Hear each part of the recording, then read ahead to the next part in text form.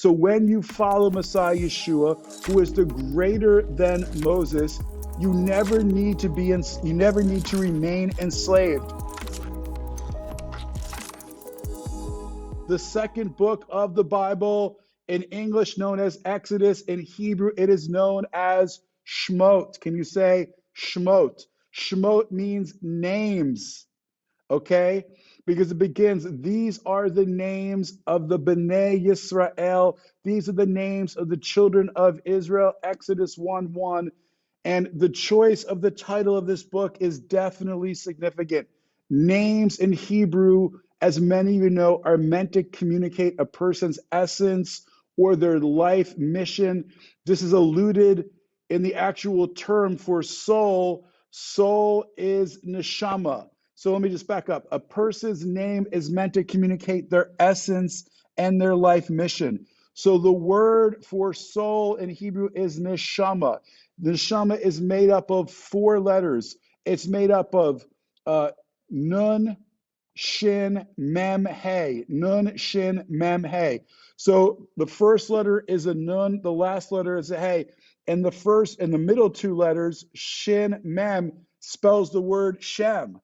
So at the heart of the word for soul in Hebrew is the word name. This teaches us that a person's soul, a person's essence is reflected in their name, connected to their identity and their mission. So the book of Exodus is wisely entitled Shemot because it's going to reveal the essence of the calling of the Bnei Yisrael, of the children of Israel, as a Mamlechet Kohanim and as a Goy Kadosh, as a holy priesthood and as a royal nation. Normally, right, names are given at birth.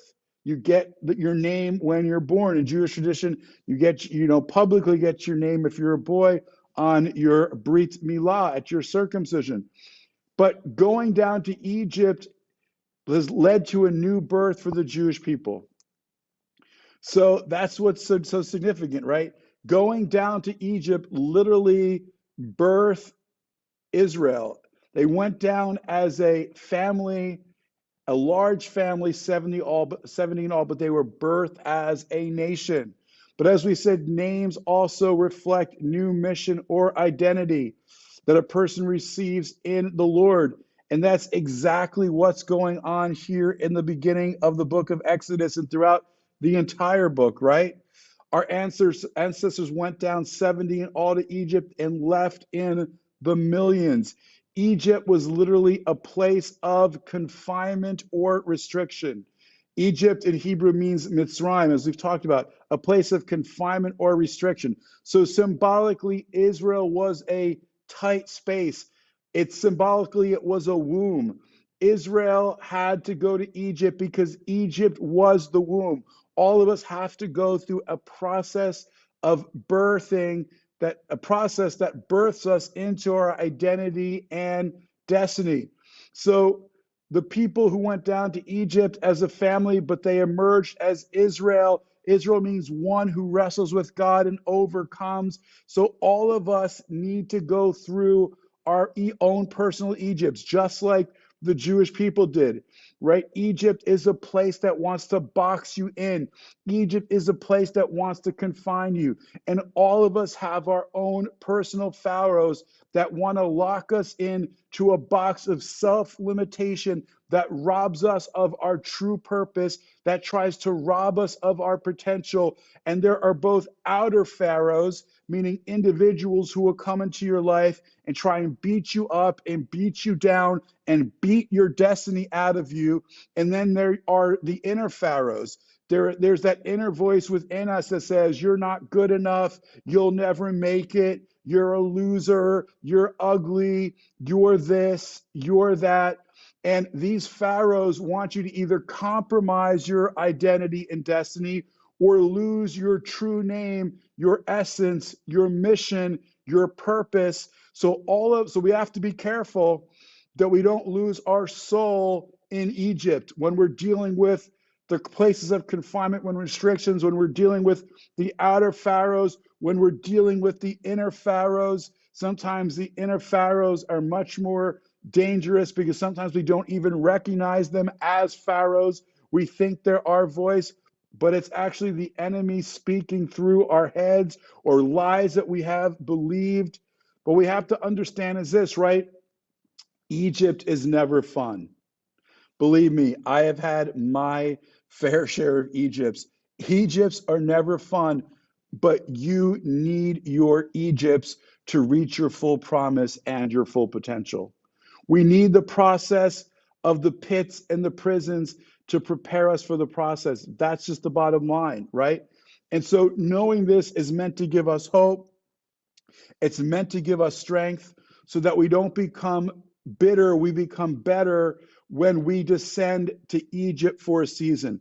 There's going to be times of ascent, there's going to be the mountaintops, and there's going to be the times of descent. That is true in our lives, and that is true in the lives of nations as well. That's true in the lives of communities of faith, right? So we have to understand that so we don't get discouraged, we don't give up. God is bigger than all of us. Our Egypts and our Pharaohs are meant to bring out your name, your Shem, your true inner essence and mission, our Shemot, our names as the people of God. So when you follow Messiah Yeshua, who is the greater than Moses, you never need to remain enslaved, because there's a promise that the one whom the Son sets free is free indeed. And where the Spirit of the Lord is, there is freedom.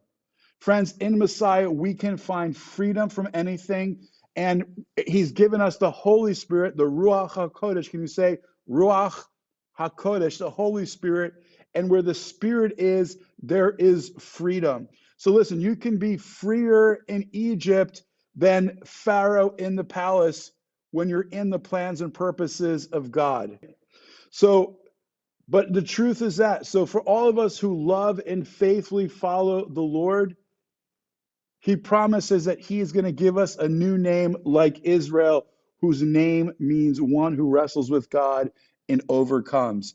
You're an overcomer, and you have a name that your parents gave you, but you have a name that only God knows, that God has specially prepared for you. This is what it says, Revelation 2:17. To the one who overcomes, I will give some of the hidden manna.